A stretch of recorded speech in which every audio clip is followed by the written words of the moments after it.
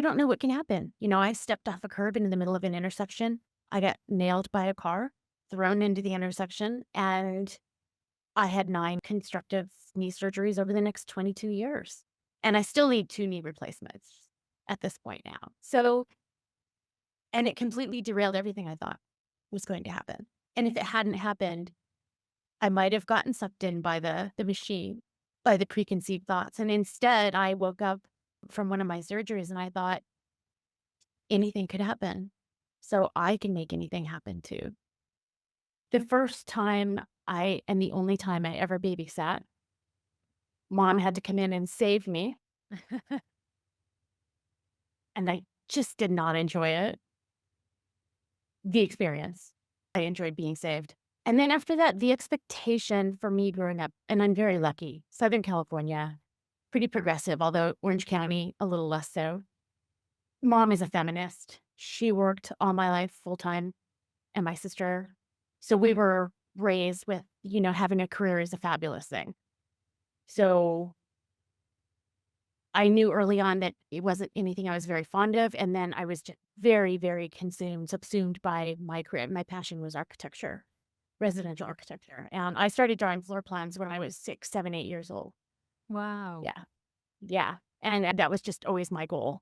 So kids weren't even really in the picture other than I was steeped in that culture. So you had then a supportive background growing up in I living your did. life the way that you want to live, which is fabulous. Not many folks in our community sadly seem to have that kind of support. And how wonderful to have a mother who was a feminist and wanted you Yes. to live your authentic life. So you Yes. felt that she was rooting for you. For my career, absolutely. She did still want the other things coming along, Aha, I see. whereas dad was just like, "You do your career, you go, girl." And I was very fortunate as well. I have an older sister who did get married and did have the kids. So I was off the hook. So the pressure wasn't as intense. Yes. Correct. And then when I was 13, we took a family trip to San Francisco and I was riding a cable car and I said, "Yes, this is the city I'm going to live in." So I met who is now my ex-husband in Southern California, and we lived there together for about a year, and then we moved to San Francisco into the Castro, and 90% of all my friends are gay, Right. and a lot of, double income, no kids, and then as we all started getting older, quite a few of my friends have adopted the couple friends, which has been awesome for them, as gay men, Mm. um, and at 22, I was in the city, and I was there for 16 years in this very professional oriented, big city dot-com boom. I was there for all of that, and I was just absorbed, and then we bought a house there and all the stuff that comes with buying a house built in 1881. It just wasn't part of the picture, and my ex was not big on children either. Okay. So, we would get asked questions, Mm. but it was always, "Oh, there would be time." And then I hit 30 and I had to go through the process. I chose to go through the process of looking at all the societal expectations and rejecting them all one by one because I got hit by a car when I was 21 as a pedestrian and I had 9 major reconstructions. I've been in a wheelchair for almost a year, gone through a lot of health issues at a very young age. I learned at 22 that I could die in surgery. I could die, Wow. right? So I really deliberately at that point thought, I'm gonna live my life the way I want to live my life. I need to make choices that I love. So that played out in relationships, it played out in where I chose to live, it played out in my career, my business, how much time I gave it, and how little time I just didn't think about having kids. Gosh. I mean, At 30 yeah, no, at 30, after I let go of all the should've, could've, would've type of things, I thought, "Well, if I get pregnant before I'm 40, maybe I'll have the kid, maybe I won't, but I'm just gonna leave it up to, the universe to bring in where I'm going to best serve," which is something I really believe in. And nothing happened, and here I am. wow.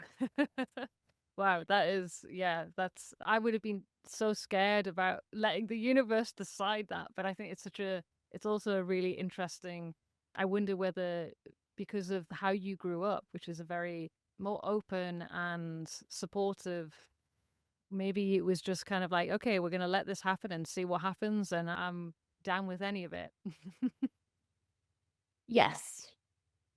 And I also was not living in a situation that was very conducive to that, Right, but by choice. So right. I do think that played a factor. So you were just too busy having fun and enjoying your career and living life. Makes sense. We had a house 300 miles north, which is where his career was, and my career was in San Francisco, and we traveled back and forth on weekends. And so all week long, I was working out every day, going out every night with all my friends from the gym, and working hard at my business all day long, which was a co-op. So it, it just wasn't part of my life. Yeah, makes sense.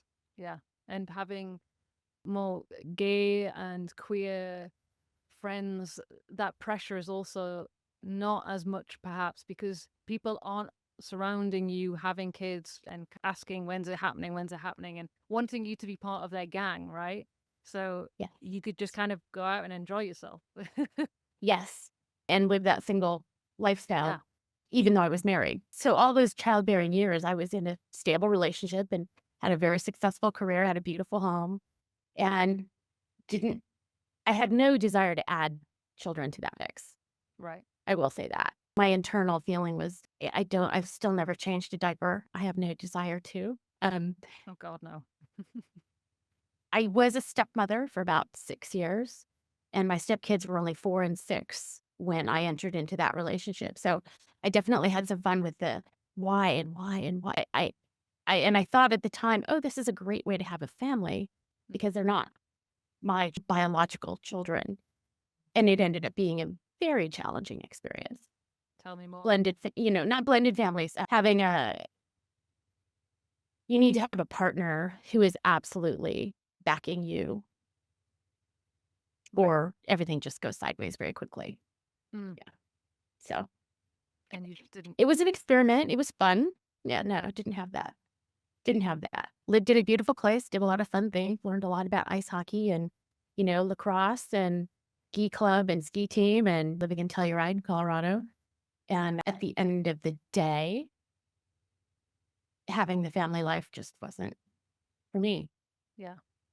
And I remember you said in your story that you were kind of like the black sheep of the family. Did you really feel like that for growing up? You felt different? Always. Right. Always. But different in a good way, right? Different in a good way. I made so many very different choices, and I grew up in California's progressive, but Southern California is very traditional, kind of Republican makeup, and the expectation to find the person, get the degree, get the job, get the 401k, buy the house, raise the kids, retire. That world doesn't exist anymore. Yeah. But it was just fading as I was starting my career.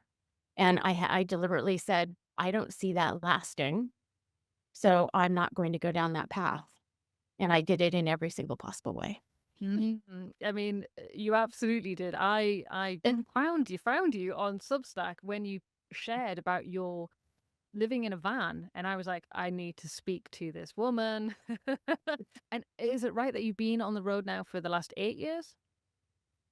so for the last I actually wrote a timeline for myself because I was like, "Oh, this is curious. When did I actually start doing things and where was I? When did I live?" Because I've lived in so many places as well.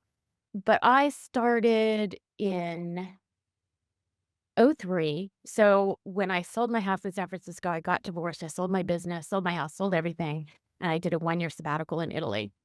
So I did trains and cars and had fun. And then when I came back is when I moved to Telluride, Colorado. And then after Telluride, I moved down to Rancho Mirage, Southern California.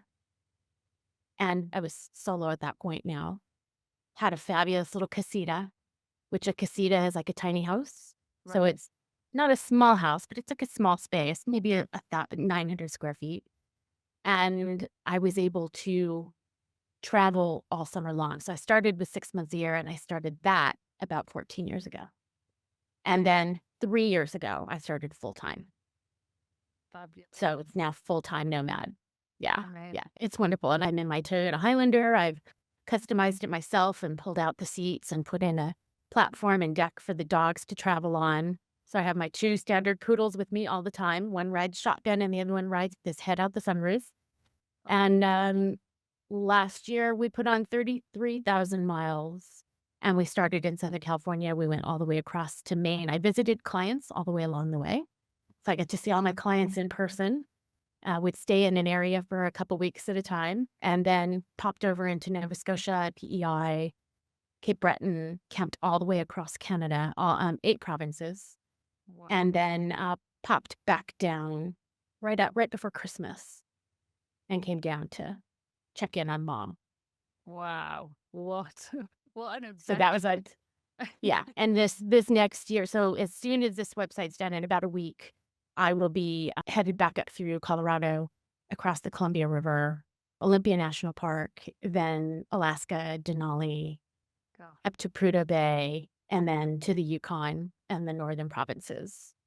Oh, Yeah. wow. Wow. I mean, you're on such an amazing adventure to see those places. I mean, what is it that you love most about van life and this way of living?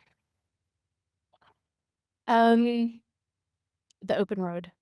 Mm, There is nothing like that sensation of sitting there, everything's behind me, prepped. I know where, like your van, yeah. I know where everything is at. Yeah. I know how everything works. I add some new tech every year, so there's always a little something to play with. Yeah. And then I've got one dog sitting shotgun and the other one's right beside me. And I don't make reservations. I don't plan. I just have a general region that I want to go to. And when a place sings to me, then I linger and then I move on. So I might stay 3 weeks in a location. I had a very hard time leaving Cape Breton. Cape Mm-hmm. Breton was just stunning. Really. And then again in the Jasper area in Alberta and BC, because it's so much like Telluride, Colorado. It's the Canadian Rockies, and it was just stunning. Oh, gosh. Oh, we Yeah. want to get And then I work. there. Yeah. And then I work while I'm on the road. Yeah. So I So, maintain my client base. Yeah. I mean, that's Like you. fabulous. Yeah, it's amazing that we can do this, right? It's such an amazing way to see the world and to live. What I love as well is that you get to live with less and experience living with less, but you experience so much more. Once you get rid of all of the stuff that weighs you down, you feel so much more freer. And now I'm like, I can't imagine going back to a place where I have rooms and stuff and garages full and boxes everywhere. I can't imagine it, you know? Same for you? So when I was around 50, I had a storage unit. I had a 3-bedroom. Then I downsized my storage unit. I took it to a closet. So from a 20-foot unit to a closet, which was a lot. That was a big, so I got it down to the essential. Mm. And then I held on to that for probably another 2 years. And I was like, why am I spending this money to store things that I'm not even visiting? I'm not even in the country. Right. Yeah. Right? Mm. And so I pulled my 2 boxes with all my files for my taxes, and my mother graciously let me put them in her garage, and I auctioned off everything that was left in my storage unit, and I was done. I was done with the things, done with the stuff. If it doesn't fit in my car, it doesn't fit in my life. Yes. Oh, what a mantra. Oh yeah, I love that. It must have felt so freeing once you'd sold everything and we're just in that car. Yeah. And the financial I hadn't realized it doesn't seem like it's that much every month, and then you add it up over the years, and you're like, Oh yeah. What am I doing? Right. Holding on to these things." Mm. Yeah. Why? Yeah, I don't know. I mean, people think that this kind of way of living is crazy and impossible and you can't do it. But I think everyone should try it one time. Like, if you could try and just get down to a box of things and possessions and you realize, wow, it really doesn't matter. The stuff doesn't matter. I don't need the stuff to be happy, to live my life. And that's an incredible test to give yourself as a human, you know? The deliberate letting go Right. of the stuff. Yeah. It's so freeing. Mm. And whenever people ask me, what about this and that? And I'll say, well, if you don't try it, you'll never know. Right. But to be released from that cycle of consumerism and oh, amazing. Yeah. Yeah. Once you're off that treadmill, you realize how locked in society makes you. They want you to be on that treadmill, whether it's like you said about the script of getting the marriage, house, kids, all of those things. Check, check, check, check. And once you let go of all that and you go, actually, I can create whatever life I want. No, there are no rules here. And I think, yeah, like when you don't have children, you have a lot more freedom to kind of go like, actually, what do I want my life to look like? I don't need to go to schools or drop-offs or soccer games on the weekends. Like, what do I spend my time on, which can be wonderful. And when I did do it for that 6 years with the step family, I realized how much of a box for me it Right, was. right. And all the things that started playing into it in that relationship, he was a chef, so his hours were very odd. So I was the person who always dropped the kids off. I made the lunches, I picked them up, I did the school outings, I picked them up for their sports after school. I was mom, a Wow. stepmom, and all the stuff that happened between the two of us in our relationship because that wasn't a burden that I was prepared to take on Mm, entirely on my own. I felt it should have been shared more. absolutely. Absolutely. I mean, yeah, so many women are in relationships where they're just doing the majority of it all. And no wonder, I feel like no wonder women are crashing and burning because you can't do that and take on the childcare and the domestic labor and work as well. It's impossible. Sounds exhausting, doesn't it? Yeah. No, thank you. Thank you. Ditto.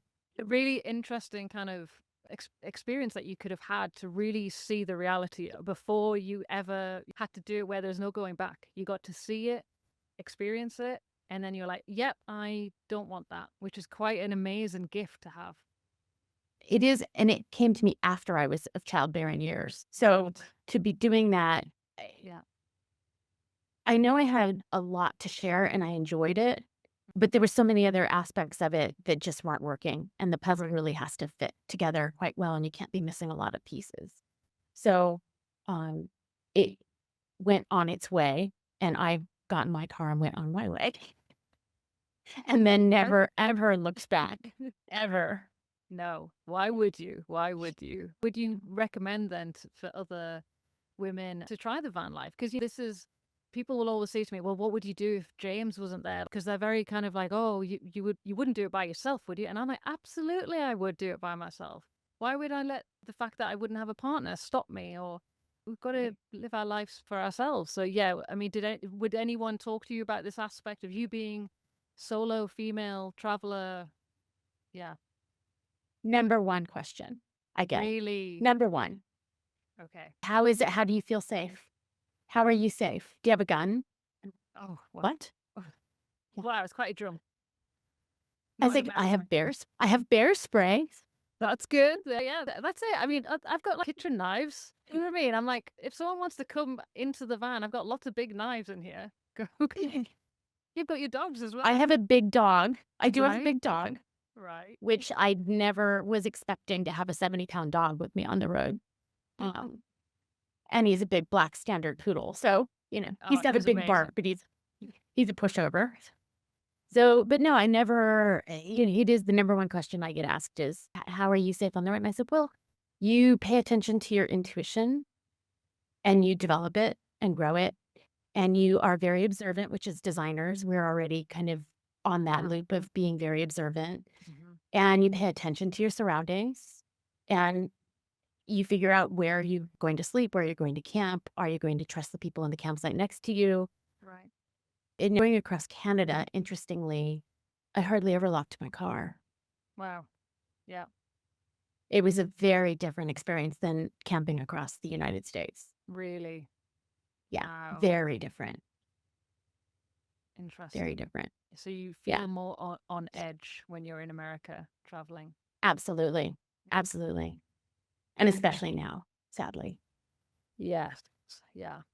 that makes sense. in the Yeah, it's spring of 2026, and the surveillance and the license plates and right. it's a little crazy here. Yeah, And then so many states are now declaring if you're unhoused, you can be put in a detention facility. That's that's happening funny. in Utah and Idaho, parts of Oregon, and they're all beautiful states to travel through and camp in, but I'm very wary now of where I go and where I stay, as I'm sure you 2 are as well. Yeah, absolutely. I think, yeah, America, from what I read, I'm in lots of van groups and especially lots of female van groups. And America, there's definitely a lot of you've got to watch your back. You've got to watch your back. And maybe this is because you guys have guns and really crazy weapons. So maybe that does put Yeah. everyone on edge a lot more. But yeah, it's you talked about women trusting their gut. I mean, this is so important, right? And I think the older Right. I get, the more I'm like, God, you should always trust your gut. That intuition, it's there for a reason. And when we're younger, it feels like society really tries to make you not listen to that voice inside of you, don't they? So much so. Yeah. So much. And I would say in 13 years of doing this from a half a year at a time to full time, I've moved a site maybe 3 times. Mm. And in every instance, it was I didn't know why, but I didn't feel good. And it was easy to just pack up the tent, pop everything back in, and move on to somewhere else. Yeah. You have to Yeah. listen to it. Yeah, you have to. It doesn't matter whether you think you're overreacting, whether you think you're being sensitive. There's a reason why you have that feeling inside of you. And I'm doing a lot more learning, I guess, about what does my body feel like right now? Because your body doesn't really lie. Your head will lie a lot of the time. It'll try and make you think, no, you're being crazy. You're being sensitive here. But your body will not lie. And if you feel that tension or you just feel something not right in your body, you have to listen to that. I'm learning that right now. And I'm 44 and I'm like, come on, how is it taking me this long to learn this? But that's because we live in a world that doesn't want women listening to their bodies and their intuitions, sadly. And I have to add, because when it goes back and you're asking me, when did I know I didn't really want children? I think if I hadn't been raised in a culture where it was so expected, which is all of us really, honestly, unless you're on a desert island, I would have found it easier when I was even younger to say, "Oh, listen to that intuition. Your body is telling you something. You don't wanna change a diaper, you don't wanna babysit other kids." There's something there, but I was young enough at that point that I was taking in all these other messages from the culture around me, and you're 100% right, and when I looked at it, it was like, "Oh, well, I moved to San Francisco, I moved to the Castro." I put myself very choicefully into an environment where that just was no longer part of my milieu, it wasn't there, and it was fabulous, and then when I did put myself in that, it was like, "Oh, well, deep appreciation for those who can." But with my career, which I'd had since I was 18, that is my passion. And I watch my sister and her 2 kids, and they have 7 kids between them, great nieces and great nephews, and they're wonderful, but those 2 women that my nephews married have no professional life. Mm. Wow. And for me, that's just so incompatible with how I want to live my life. Mm. Yeah. Yes. Yeah, I think I was very similar to you. When I was younger, it wasn't in my head to have kids because I just was so excited to get out there and like create, work, follow my dreams, passions, whatever it was. But I never had in my Right. head, oh, I've got this white picket fence of like 2.4 kids, and never. That wasn't an image in my head at all. And now I realize that, wow, yeah, whenever you were like unsure of yourself, it was because, like you said, the messaging is just so clear for what a woman's life should look like.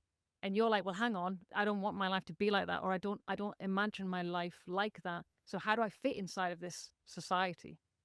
And that's really complicated to deal with when you're growing up. And did you feel that as well? Absolutely. And I've owned 2 beautiful homes that I've loved, and one was on the corner with the white picket fence and wild Wow. roses, and it was a converted farmhouse, and the other one was an Edwardian in San Francisco that was just stunning. Wow. And I love the houses because at heart, I'm still an architect and a designer, and I like Right. creating spaces that people can live in, right down to my own Toyota. It's a much smaller space now. but it's still very much deliberately created, and it's very much deliberately my home where I nest. It's my safe place, and it's Yeah. my dog's kennel on wheels. So I've always loved the houses, but the rest of the package Yes. wasn't my thing. Yeah, that makes sense. And I have fabulous clients, and I meet people on the road because I'm not flying in somewhere and then flying back out, Mm, and because I'll stay if I'm really enjoying some aspect of where I'm at. I have a lifelong friend now with a girlfriend in Saskatoon, and we do a book club every week, and we do fabulous books together. And I stay in touch with her Canadian life, and she stays in touch with this crazy US life. So you never know who you're going to meet, and you never know what experiences you're going to have. And if I had kids, none of this would be possible. that's it. Just, yeah. No.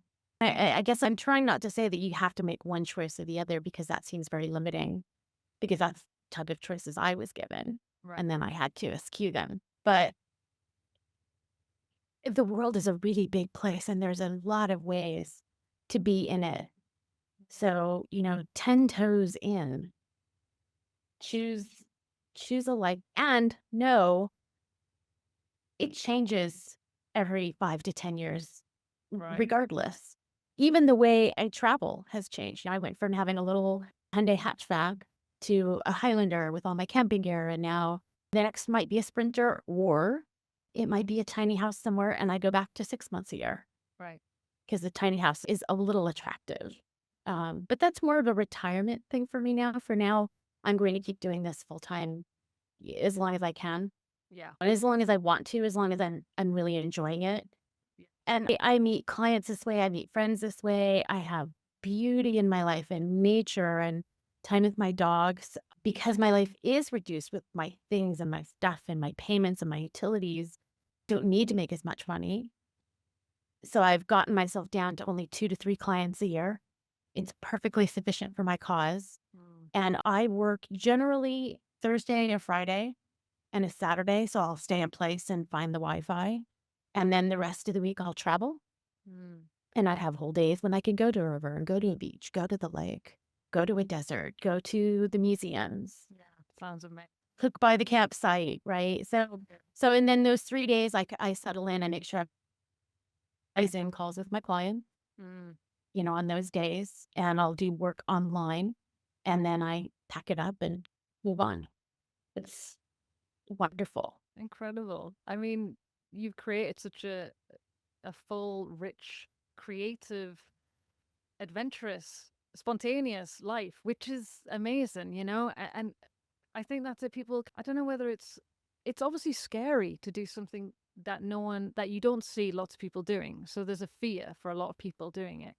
So I hope when people listen to your story, Sandy, it might just give them a little nudge to think, yeah, do I need all of this stuff? Or could I reduce down the stuff to work less? Because I think that's what probably a lot of folks are thinking right now is the current system that we have, it doesn't seem to be working for a lot of people. So the checklist that you are given, it's not going to necessarily pay off in this happy, fulfilling, rich life that you have been told for a very long time. So maybe now is the time to throw away the list and start thinking, what do I want? And I think when you listen to your kind of a story, Sandy, it gives people a little, just a little book.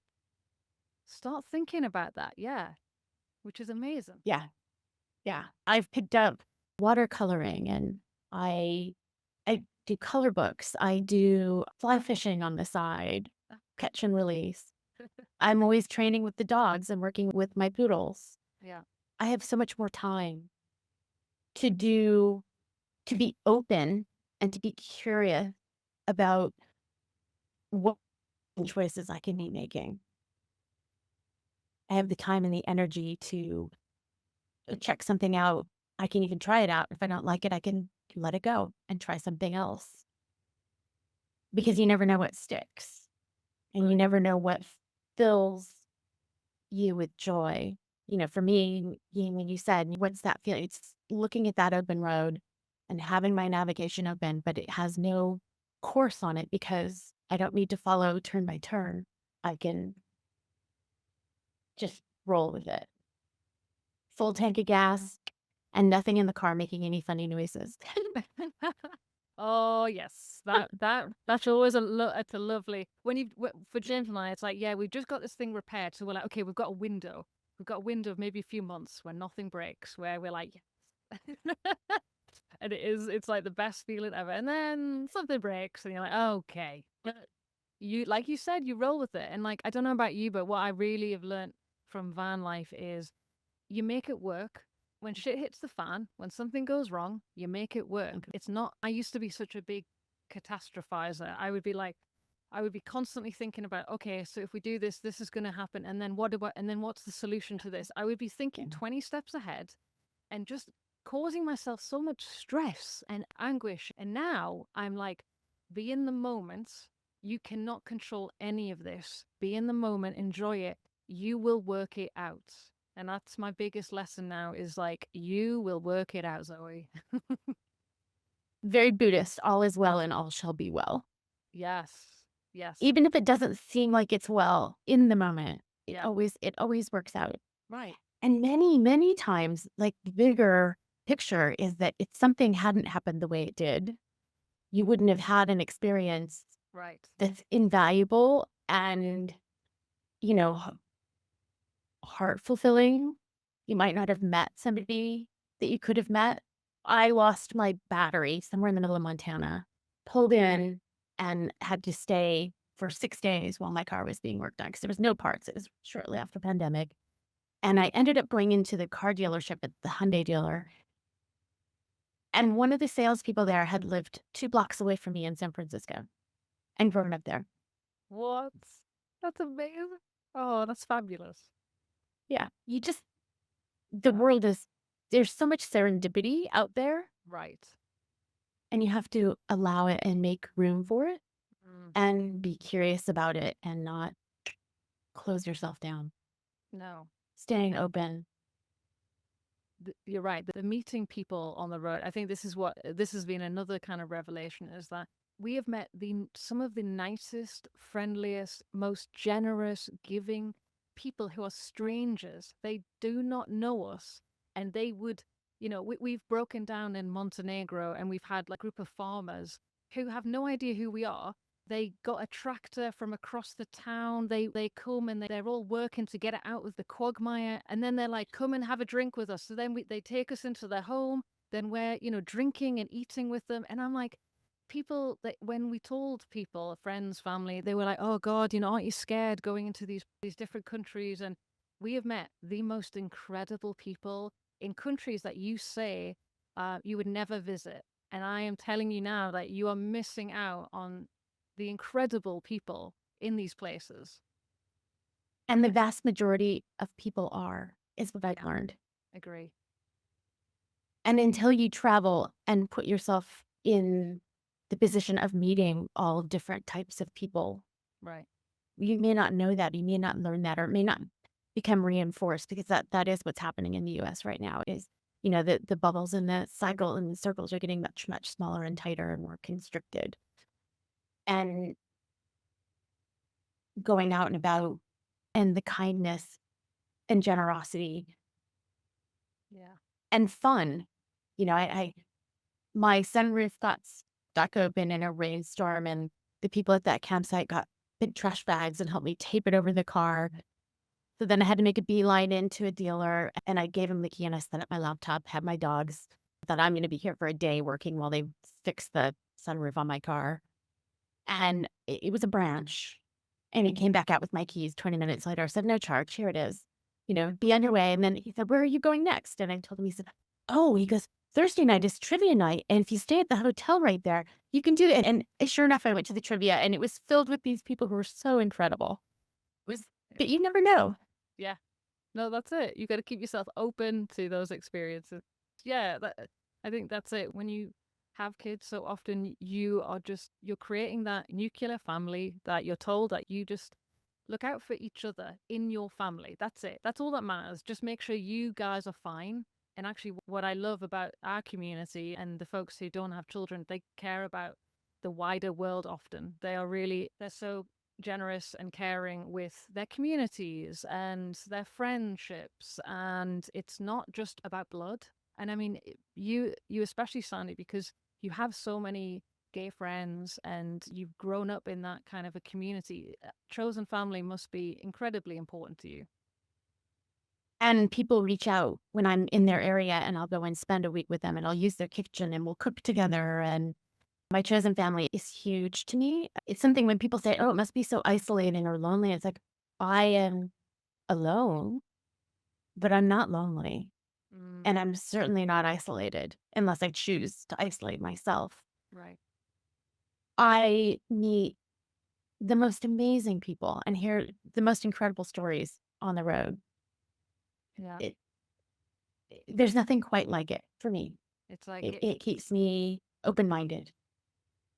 which I think is really important as we age, right? I want to age and, like you said, keep curious, keep open-minded. I do not want to become insular. I don't want to just stick in this one place that I've been, because I've seen that happen with family members, and I don't want to be that way. I really don't. And I think that's what I can see that with you. You are just, you're so vibrant and loving life, and you're going to grab it with both hands and not let it go. Yep. I was at a dinner party last night. My mom and her boyfriend, 92 and 86.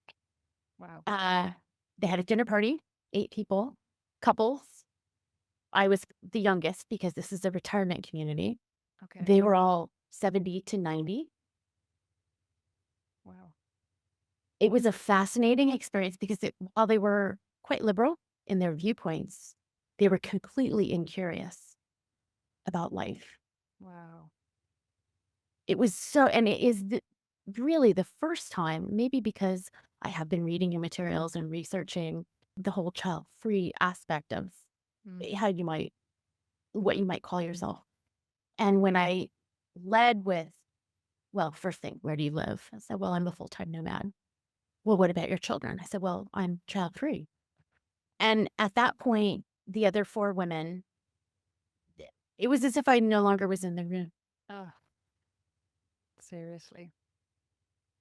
And they were old. So I've always, and I've gotten older. I've enjoyed getting older Mm. because it came with more expertise and it came with a little bit more gravitas. It came with so many positives because I always looked very, very, very young when I was younger. And it was difficult to get that professionalism going. So as I've gotten older, I've really appreciated that. And then I watched these people who are 20 years older than me. And I thought, I do not want to become that. So it was another situation of, it was literally just last night. And I walked away and I thought, what was it about the situation that really rubbed me the wrong way? And it was the lack of curiosity and it was a little bit of smugness that the choices they'd made were the right choices. When it's like, well, they're the right choices for you, but it doesn't mean that they're the right choices for me. Wow. Gosh. Yeah, that must have been interesting. I don't, At sometimes. this age, I don't even think about child free anymore. And then here I'm thrust into this situation and it was right in my face. I was like, wow, so interesting. Yeah, I mean, it is. So, It just makes me sad that some people can't. They just can't. Yeah, like you said, have that open mindedness to go. Wow, it's working for you. Wonderful. Go for it. Tell me more about your life. I'm interested in. This is a different life I never took. Tell me about it. That's what I'm like. I'm like, please tell me. Tell me about you. And I wonder yeah, whether is there a. I don't believe that everyone maybe looks down on your life. I believe maybe they're like, there could be some jealousy for starters, and I think with women, sadly, there's obviously often internalized misogyny. There's this, yes, that there is this right path, and I chose it, and you, like you said, are wrong. And it's just sad that, yeah, we can't celebrate each other. exactly. Yeah, I woke up this morning sad. yeah. I'm not surprised. I'm not surprised. Yeah. Yeah. So being with you has been so refreshing. I'm so glad I am with you, Sandy. And you know that everyone who's listening to this conversation, they're going to be celebrating who you are and what you've done with your life. Because yeah, I think that's one of the amazing things in our community. It's like we celebrate women, especially outside of this very narrow definition, and we actually expand it and we go, you want to go and volunteer with cats? Incredible, go for it. You want to go and do patchworks for your friends and family? Wonderful, go for it. We are so celebratory about each other, and whatever floats your boat, whatever you get joy from, go for it. Go 100 miles an hour into it. And I love that about our community. And that's not everyone has that in them, you know?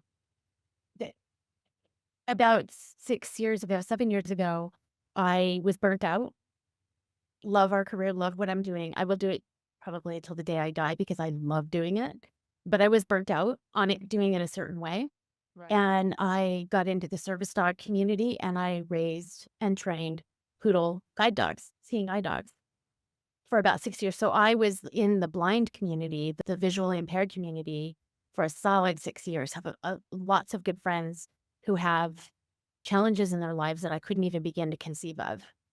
I was even a residence manager for 2 years in a house with 3 other blind roommates. Wow. So it was, and I was raising, my poodles and training them at the same time and doing the guide work and all the amazing stuff. Uh, and then, quite honestly, it's a hard way to make a living because there's no way to monetize it unless you're a really large guide dog school because you give the dog away for free. I mean, his gastroplasty surgery was $2,000. I paid for that. Somebody else receives the benefit for that guide dog. So it's a lot of work, and people who can continue to do it for a career, kudos. I couldn't figure out how to make it work Mm. with my traveling and the way. I mean, the traveling was amazing for the dogs, incredible socialization. So the dogs that did go out into the world had lots of good training. But to continue to do it was so challenging, really tough. And so but then I wasn't burned out anymore. And I started getting more clients when they were more acceptable to the fact that this week's meeting is in Manitoba and next week's meeting is in North Bay. And the next meeting after that is, outside of a Tim Hortons You got to make because they have the best Wi-Fi. Oh, do they? Okay, the top tips. Oh, yes. Yeah, yeah, that's it. We live our life by, yeah, where's the good internet? Where's the good signals? Yes, no, it makes complete sense when you've got to work. And you're so right though about there being different chapters of our lives as well. I think, we don't have to see it as one linear thing from, Right. start to finish. It's actually maybe I want to reinvent myself now in my 50s or 60s. We have that. And especially I think as we get older as well, it's like I think we get more confident, stronger once you start getting rid of all the bullshit that kind of is on your shoulders as this is what a woman should be like. You should look like this, you should dress like this, act like this, have these things. And then actually, the older you get, you're more like, no, fuck that. I am going to define that. So I'm excited to get older. I really am because I think, yeah, what's the next chapter? And that's exactly what you've done. You've created so many different chapters in this beautiful tapestry of your life, which is incredible and so inspiring. Wow. Going to keep doing it. Well, hopefully. Yeah, Hopefully. absolutely. Obviously, people love to throw out the idea of like, well, who's gonna look after you when you're older? Has anyone ever said this to you? Well, this is an interesting conversation at 62 now. I have quite a few single gay friends. I have quite a few single women and couples, so straight couples with no kids. And we've all started to think, okay, well, before we need to be in one place and need that type of care, you have a house here, I have a house here, you have a house over there. We can switch houses and we can live in different places, right? Yeah. Or the tiny houses, mix it up, we can share. And then there have been some of the people like, oh, let's buy a huge Victorian in San Francisco with 14 rooms and whoever wants to can come. So people are starting to explore ideas. Wow. There's quite a few. There's a whole community in the desert out in Palm Springs. There's a couple of communities like that. So the options are there. And these are conversations I have with my friends. I mean, I had a client who's a death doula, and I've learned a lot about that process. My mother is in a retirement community and she's 92. So I'm around a lot of people who are older and looking at those last days. And there's so much fear. There's a lot of denial, but I don't have any fear of dying. That's not part of my vocabulary. My vocabulary is living fully. And I'll do that until I can't anymore. But death isn't going to be what stops it.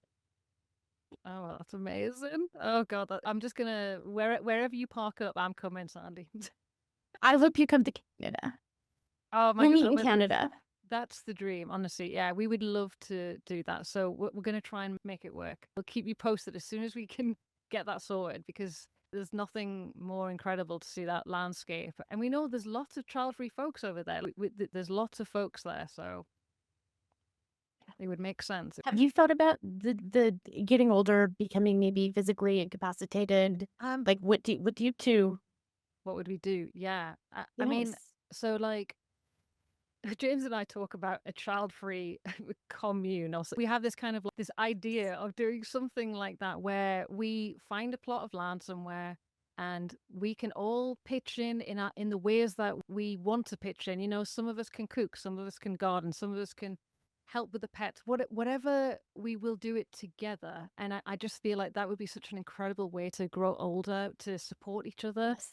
and that we're keeping our eyes open. We're looking out for little plots of land, and right now we're in the Canary Islands, and I tell you, I could absolutely live my life here. So we are like, oh, there's lots of land here. But I have heard that people are really looking into more of these collaborating with friends, and Yes. maybe you buy stuff together, maybe you do it together, because what we have right now is not really working for a lot of people. So yeah, I think that there's something there. There's something there. Child-free commune coming your way. Yeah, but please bring it on. Definitely. And it needs to be open to all ages.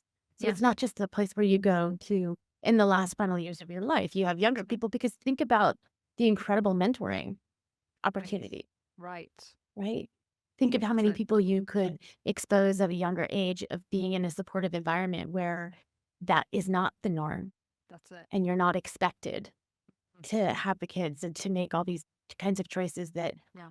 are that maybe you just haven't had the time to think about Mm-hmm. yet. And now you've got time and space to think about them and really feel into the situation that is best for you to live your life. I mean that the intergenerational community, I think it's so important because yes, like you said, I think when you have we can learn from each other. The younger folks can learn from the older, and the younger folks help keep the older folks are like such a beautiful way to create a community. And I love that idea of mentoring because you're right. I think when we are younger, there is so much, bullshit noise. And when you are surrounded by people who are saying, I want you to be who you are, I want you to live your life the way you want to live it. There are no rules here. And I want you to find the path that works for you. Like when you have that kind of support, it changes everything. I know that through meeting women like you, women in our community who they inspire me to go like, I can do what I need to do for my life, not follow anyone else's script. It's so important for younger people, especially, just to see that representation out there of a different life, a different way of living, right? And I think that's what your story is going to help a lot of people see, that there are no rules. Like they can live whatever life that they want. So and I love this. Yeah, if we get this child-free commune, I'm getting you, Sandy, to be a mentor, and you know it. Thanks. You're on board. And there's a super neat analogy there too between releasing your possessions and releasing these preconceived thoughts, Yes, yes, right? absolutely. So I know that almost everyone I meet, certainly myself, I always benefit from approaching things from a very curious viewpoint and questioning and not being too invested in an outcome or an expectation, Mhm, mhm. releasing those because that allows whatever needs to flow instead of me putting an obstacle in my own way. Mm, I love that idea. Yeah, I think we can get so worked up about these linear goals, especially, and society is very much like, right, you need to have your life just planned out at age 16. You need to know what you're going to do for your career and know where you're going to be. And James and I will have conversations where we're like, I can't believe this is what we tell young people. I can't believe we tell them to get straight into that job market, go to university or college and make sure you get a degree that you can get a job. I can't believe this is what we tell younger people to do. It's so depressing. And the prefrontal isn't even done growing. Right. We have no idea who we're meant to be. Right. I mean, I considered myself really, really lucky because I adored architecture and I still adore architecture. Yes. I liked it because it satisfied a mathematical, but it satisfied a very organizational. The biggest thing that it satisfied for me was my sense of my body in space and Mm, how I create the spaces around me. you're right. So I'll always be grateful for that joy and that curiosity. And then you don't know what can happen. I stepped off a curb into the middle of an intersection. I got nailed by a car, thrown into the intersection, and I had 9 constructive knee surgeries over the next 22 years. Wow.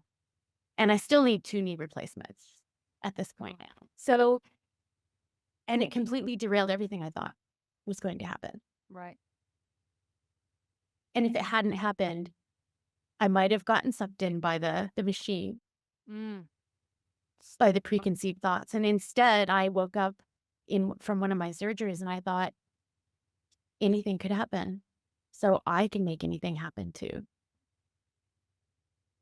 Yes, I love that way of thinking. I think this happened during COVID for me because it was like as a photographer when COVID hit, then Shut it my down. whole yeah, everything was wiped out, everything. And our savings were wiped out. Our pension was wiped out. We'd been saving and so then COVID was like you cannot predict anything here. We could save for the rainy day, but then what if that rainy day is so massive that literally the government, they weren't supporting people enough and it's out of our hands. It's out of our control. So I think that really changed James and I. We really decided to not live in fear as much and we haven't got everything all worked out. We don't. We don't know what the future really holds for us. Because, yeah, we're basically trying to be more in the moment. And yes, people can say that's more risky. But really, when I look at people who have chosen the quote unquote right path, which is the 9 to 5, the kids, the career, to me, that looks even more risky right now. It feels like choosing someone else's path, there's a lot of risk with that. And actually, I think you have to go and dig deep and be like, what's actually your path? And I feel like, okay, I would rather take on whatever negative things might happen. I'd rather take them on and know I chose this path at least. This is for me and I can deal with that. It's important to mm, research. It's important to be knowledgeable. It's important to prep. Right. And then it's just as important, equally important to let go, not catastrophize, Yes. and let what's going to happen. With my surgeries, the person who hit me was uninsured. Oh, My uninsured motorist paid for the first couple surgeries, and I declared medical bankruptcy oh, 10 years later because I was almost $1 million in debt because the healthcare system in this country. Um, but the simple fact of having surgeries and surgeon and physical therapy and where am I going to live? How am I going to make money? How can I possibly make enough money to pay for that type of medical care? So in the US, you're literally one accident away from everything, the entire apple cart being upended. mhm. But everywhere, I think we're all only one happenstance away from complete unknown. Yeah. And I think the more work I know that I can do for myself on leaning into the discomfort and knowing that everything is ultimately still going to be okay, the more I come from there, the easier all of it is. Because you could say, oh, well, all that prep was for nothing. All that research was for nothing. I bought that piece of equipment and it's not working. And, my sunroof stayed open in the middle of a heavy rainstorm and everything got soaked. It's how you take those things Yeah. and allow them, I think, to affect you. Maybe change some of the ways you do things, maybe change your behavior, maybe change some mindset.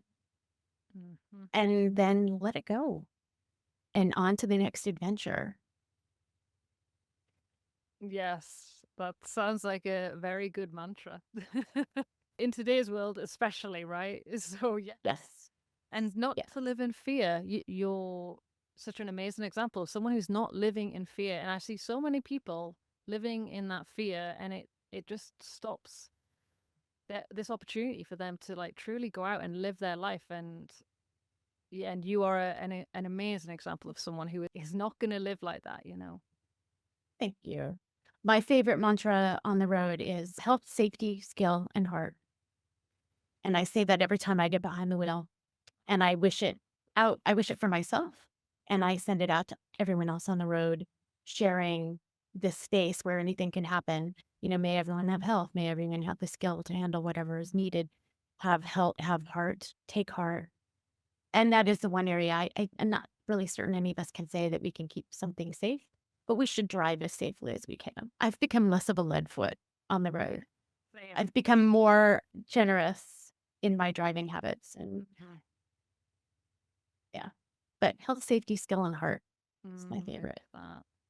Yeah, that's a read. I'm gonna bring that into my own driving now, Sandy. I think, but yeah, I'm the same. I think when you realize it can all be taken away very quickly, and we're driving, and people get distracted, they get stressed or whatever. So it's so good to really try and be mindful and recognize this is a really you're in a machine that could really hurt you or someone else, so be very, very careful with that. So yeah, I drive very differently now.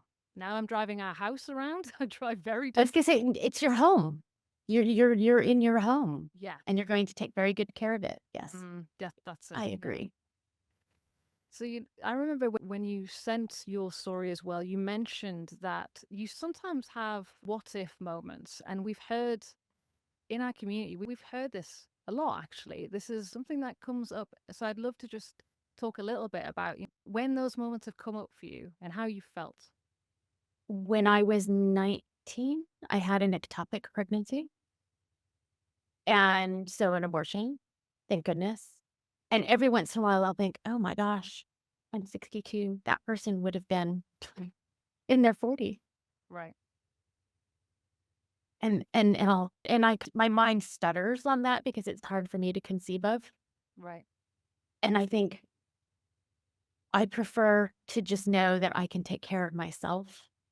And the thought of being responsible for any other beings beyond my dogs is just not my world. Right.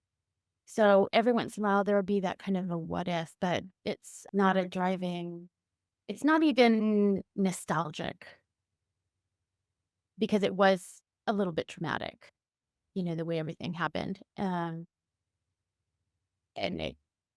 it's inconceivable to me. Right. So it's a what if, but it's a very inconceivable what if. Yeah. But it's okay to let those things pass over us or pass through us, right? Because people they message and they'll say, "Well, sometimes I think about these moments and I'm like, oh gosh, does that mean that I should have had children?" I'm like, no, no, no, no, no. We have to really let go of this idea that if I have these moments, somehow I should want to go back and change everything in my life. No, it's just looking through another door, going, "Ah, yes, if that had happened in another kind of orientation or way, this might have happened." But there are no guarantees with anything, right? So it's almost like a thought experiment. You let it go through and you think, what would my life have looked like if I'd done that? Maybe worse, maybe better, who knows? Then you let it go. Because yeah, society likes this idea of regret as it's a real, this is something that really people push on child-free people, especially as, you'll regret this. You'll You regret it when regret you're this. older. Yeah, as if there is no regret when people have kids, as if regret is only for child-free people, only for us, and we're the only people who get these quote-unquote warnings, right? Have you ever had someone tell you this as well? Oh, yes. Yes. Mm. And then your podcast with the sociologist who wrote the book, that Woman was does not. fascinating. Oh, Yes. That was just fascinating to me. yes.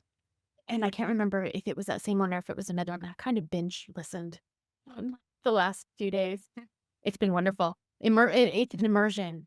But somebody had shared that when you get older with the regrets, you can look back on your life and go, I had a fabulous life and I loved every moment of it. And now I maybe have the last 6 or 8 years of my life from my hell this poor. And maybe it would have been interesting, or maybe I do have some regrets, but I had 80 years where I had none. Mm.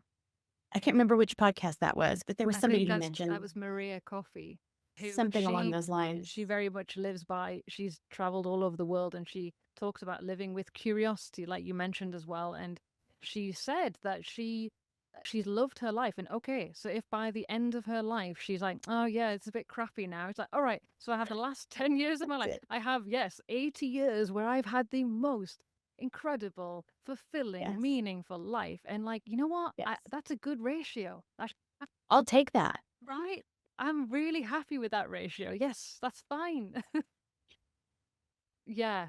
I think, yes, society loves to weaponize this idea that we're going to regret it and this kind of fake concern. Because it's like, listen, this is the only thing that you tell me I'm going to regret. You don't tell me I'm going to regret my tattoos, when I move countries to do the different jobs, if I got plastic surgery, all of these things. You let people be adults for those. But when it comes to the kid thing, it's like you really care about that. Interesting. And I have one friend who is taking care, and they share take month on, month off with she and her brother, who take care of a parent, an aging parent. And everyone else has had home health care. Or they've had, Mm, the kids don't come back and they don't go and live with the kids. right. So this fallacy of who's going to take care of you when you get old is exactly that. It's a fallacy. There is no, and once again, no guarantee, right? That's it.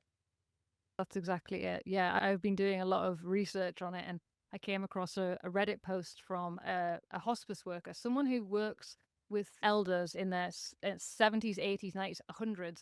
And she categorically says, I've done this for 20 years, and most of the people who don't have visitors are parents. Sadly, if you often, these parents that she has worked with have treated their children terribly, or their children are just not able to be there, and it just doesn't work out and they're just not there. And she says actually that the child-free people that she has looked after had the most incredible support systems, chosen Networks of family. friends. Yeah, because they spent the time and the energy, poured love into their relationships, and that came back tenfold to them. And I think that's what we all have to remember. It's like you get back what you put in, and maybe some parents might not be putting that into their children. It's just expected, which is really sad. Now talk about something heavy to live up to. Right, right. That's a horrible burden for a child to have, isn't it? Eh, And even, because my mom is 92 and she's Tai Chi 5 days a week, goes dancing 3 nights a week, has a boy, Right. very, very active life. And there's still that thing of, if she were to become very ill, would I come off the road? I don't know, but I can't plan it and neither can she. No. She wants to have her health and stay mobile as long as she can, probably where I got some of that from. And why not? Because I can't plan my life based on someone else's expectations. And I don't think any of us really should, even though I don't like using the word should. Yeah, we need to shed those shoulds, right? Let people do their thing. But yeah. I love that. Like, yes, yeah, and like you said, I think you'll work it out when the time comes. We will work it out. We'll work out what's right for us right then in that moment. Yes.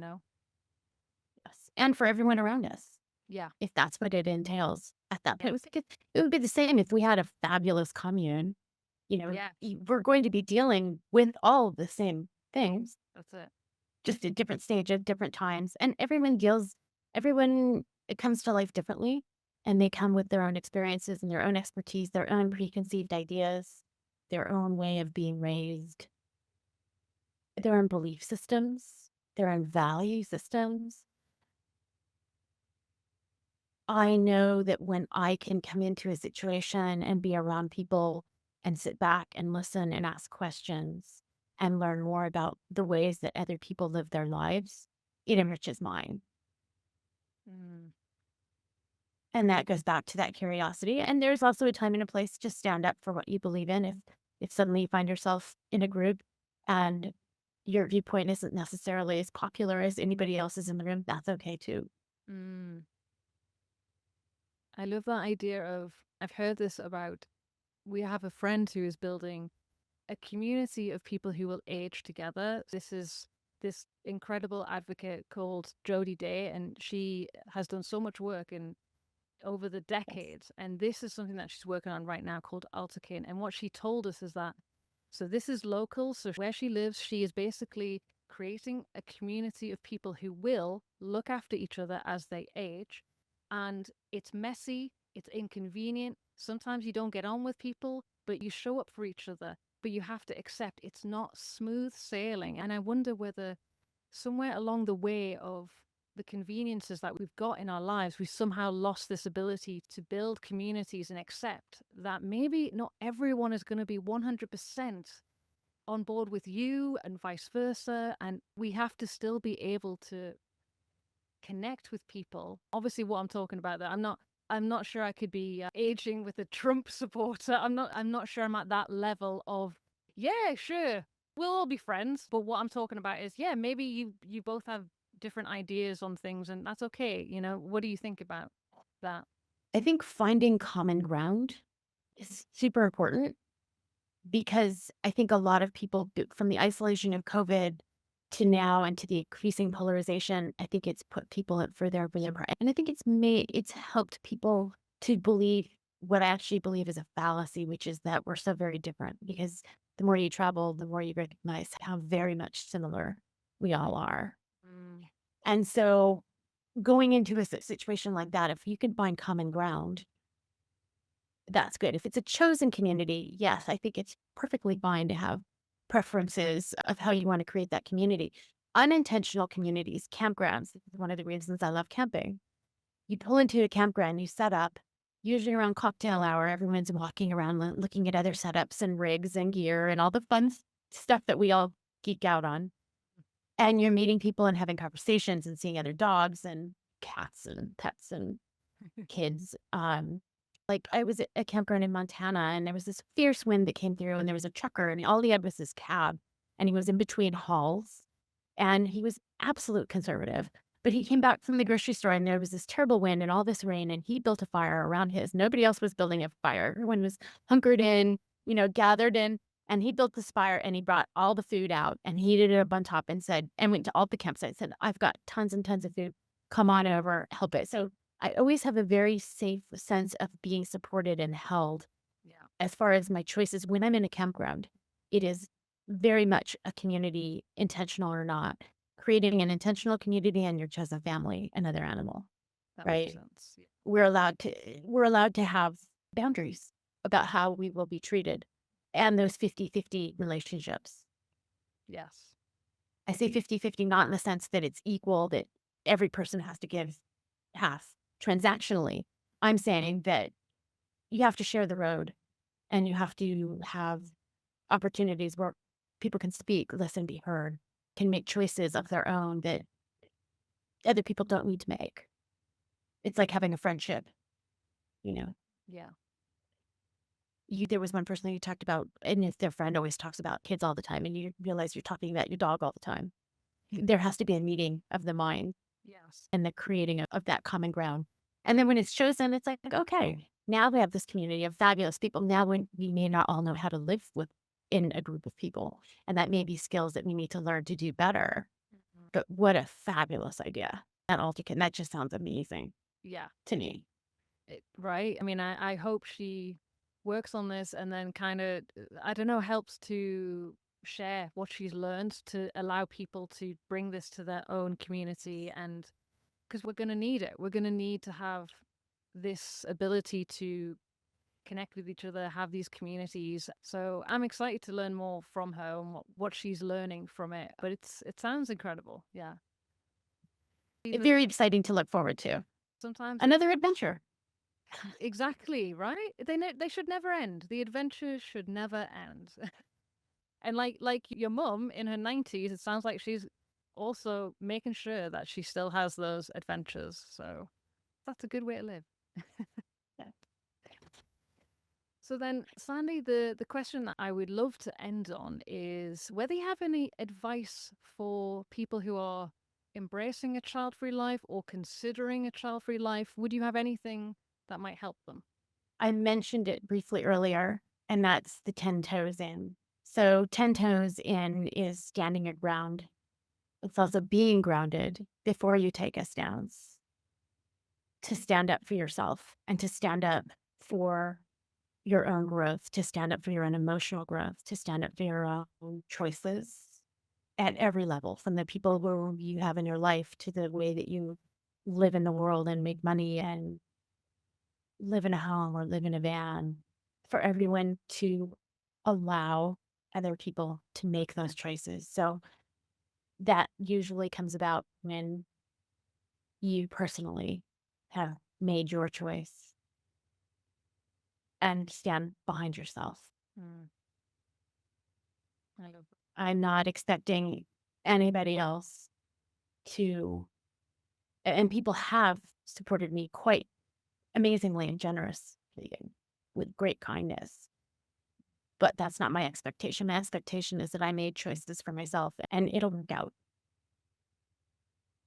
But you have to make the choices.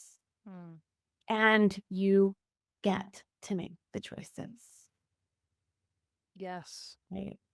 I mean, that's the It's the biggest thing, right? opportunity. Yeah, it's that the pivot of the mind, of how you look at it, and the words that you say to yourself in your head are so powerful. So listen to your internal language and clean it up if you need to. Support yourself. Be stronger for yourself. Mm-hmm. And then let that flow out around you and see what happens with your life.